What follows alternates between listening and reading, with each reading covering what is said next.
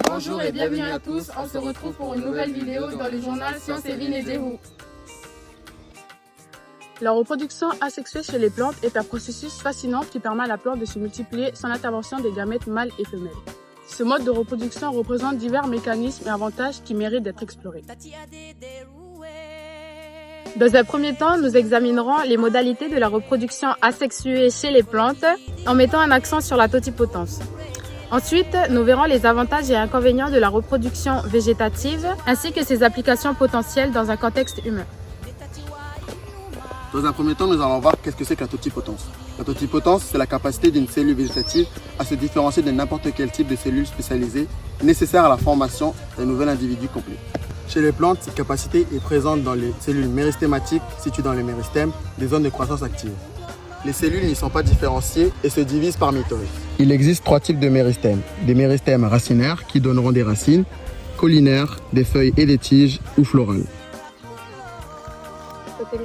Les cellules méristématiques ont la capacité de se diviser indéfiniment et de se différencier en différents types cellulaires, ce qui permet ainsi la régénération complète d'une plante à partir d'une seule cellule. Voyons maintenant la seconde partie, c'est-à-dire les avantages et inconvénients de la reproduction végétative. La reproduction végétative offre plusieurs avantages. Tout d'abord, elle permet à une plante de pouvoir se multiplier rapidement et efficacement, sans la nécessité de produire des gamètes ou de rechercher un partenaire pour la fécondation.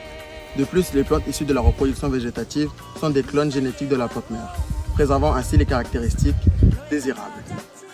Cependant, cette méthode de reproduction peut entraîner une perte de la variation génétique au sein de la population végétale, ce qui les rend plus vulnérables face aux changements environnementaux et aux maladies.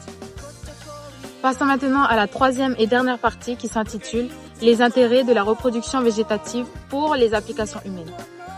La reproduction végétative présente plusieurs applications potentielles dans le domaine de l'agriculture, de l'horticulture ou encore de la conservation des plantes.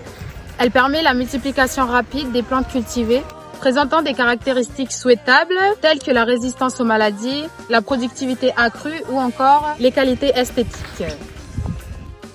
De plus, elle facilite la propagation des espèces menacées ou rares pour la conservation de la biodiversité.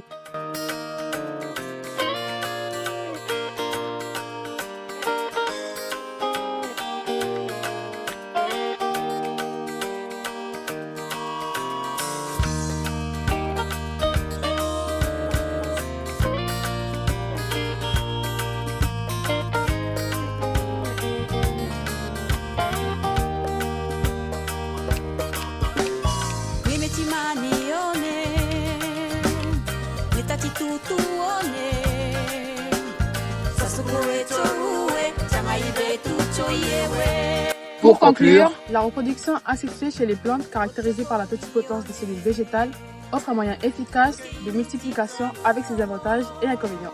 Bien que la reproduction végétative puisse présenter des défis en termes de diversité génétique, elle joue un rôle important dans de nombreuses applications humaines, de l'agriculture à la conservation des espèces. En effet, comprendre les mécanismes de la reproduction asexuée chez les plantes est essentiel pour exploiter pleinement son potentiel dans divers domaines.